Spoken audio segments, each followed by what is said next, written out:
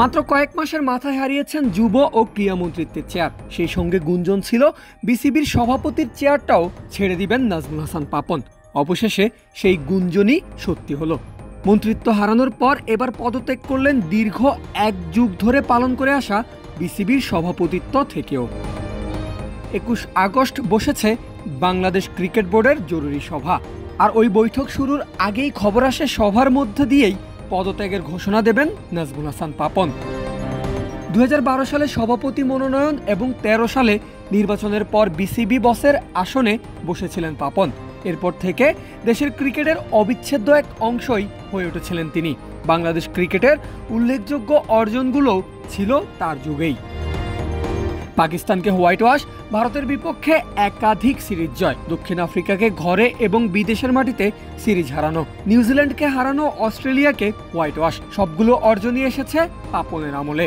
এছাড়াও এশিয়া কাপে একাধিক ফাইনাল, চ্যাম্পিয়ন্স ট্রফির সেমির মতো ম্যাচগুলো বাংলাদেশ খেলেছে তার আমলেই।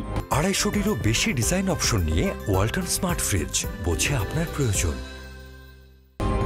2013 সালে এনএসসি কোটায় পরিচালক হয়েছিলেন নাজমুল হাসান পাপন। পরবর্তীতে পরিচালকরা তাকে সভাপতি হিসাবে নির্বাচিত করেন। এরপর 2017 ও 21 সালে টানা 3 বার নির্বাচিত সভাপতি হিসাবে দায়িত্ব পালন করেছেন। দেশের ক্রিকেটে পাপনের ছিল একক আধিপত্য। বোর্ডের গঠনতন্ত্রে 2 সহসভাপতির কথা উল্লেখ থাকলেও সেসব পদ শূন্যই ছিল তার আমলে। ক্রিকেটের বস হওয়ার পাশাপাশি পাপনের রাজনৈতিক পরিচয়ও বেশ বড়।